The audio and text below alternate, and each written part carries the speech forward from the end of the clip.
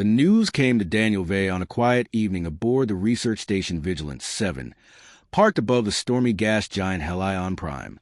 He had been working late in the station's mechanical bay, tightening bolts on a faulty water recycler, when a message came through. Asterisk, executor's notice. As per the final will of Lord Terex of House Wren, all material assets and dependents are hereby transferred to human citizen Daniel Vey, ID 2408 to 569. Asterisk, Daniel froze, wrench in hand. Terex, the name alone sent a dull ache through his chest. They had been friends for 6 years, an unlikely duo. Terex, a noble-born Illyrian diplomat with skin like silver glass and eyes full of strange starlight, and Daniel, a former engineer from Earth with grease under his fingernails and too much loss in his past. They had met on a supply run gone wrong, survived a pirate attack together, and somehow kept meeting after that. Terex had insisted it was fate, though Daniel always thought it was more about shared loneliness. And now, Terex was gone. Daniel swallowed hard, rereading the message. Material assets? He didn't care about that. Terex had been absurdly wealthy. Whole estates, ships, treasures. But Daniel would have traded it all to have him alive. It wasn't until he reached the bottom of the notice that he saw the final line. Asterisk, dependents include Lady Serenia of House Wren. Asterisk, Daniel blinked. He had heard the name once years ago, in passing. Terex's wife. But Daniel had never met her. Hashtag the arrival. The next morning, a courier ship docked with Vigilance 7. Out stepped 2 Illyrian retainers, dressed in flowing black robes, and between them, Daniel forgot how to breathe. She was otherworldly. Lady Serenia moved like moonlight through water, tall and slender, her skin bearing the same faint luminescence as Terex's, but tinged with soft rose gold. Her eyes, vast, luminous, like liquid topaz, met Daniel's, and for a moment the busy docking bay fell away. "Are you Daniel Vey?" Her voice was melodic yet heavy with formality, the kind of tone nobles wore like armor. "Yes," he managed. She inclined her head. "Then I belong to you now." Daniel almost dropped the datapad in his hand. Hashtag culture clash. The retainers left them alone in the guest quarters, leaving Daniel awkwardly standing across from her. "Look," he began carefully, "I think there's been a misunderstanding. I don't own people." Her brows rose, delicate as the curve of wings. "The will of my husband is law. He has given me to you along with his holdings. I am yours to command, as tradition demands." Daniel raked a hand through his hair. "Illyrians, always so bound by ancient codes." "I'm not commanding anyone," he said firmly. "You're a person, not property." For the first time, something softened in her gaze. Surprise, maybe. On Illyria, noble widows were rarely left adrift. They were transferred to trusted heirs to protect them politically and financially. Refusal was unthinkable. But humans didn't work that way. Daniel could see the tension in her shoulders, the grief she carried under layers of dignity. Terex had been her husband, and Daniel was a stranger. "I'm sorry for your loss," Daniel said gently. The words cracked something. Her composure wavered, eyes shining like wet gold. But she only nodded and turned away, spine straight. Hashtag life together. Days became weeks. Serenia stayed on Vigilance 7 while legalities processed planetside. Daniel gave her Terex's old suite, the nicest quarters on the station, while he kept sleeping in his tiny engineer's cabin.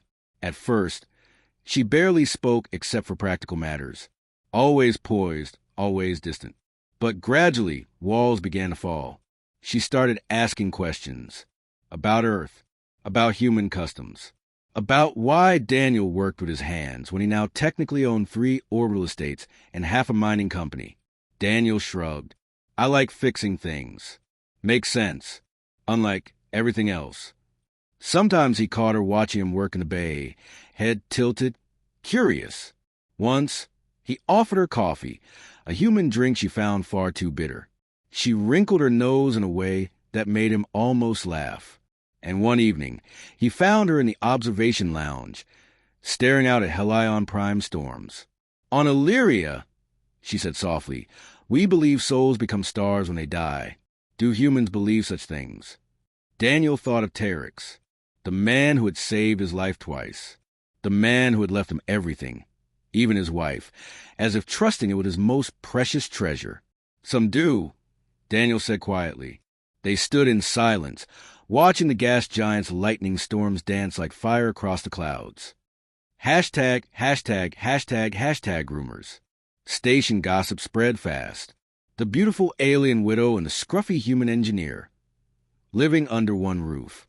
People whispered, assumed, invented whole romances out of thin air. Daniel ignored it.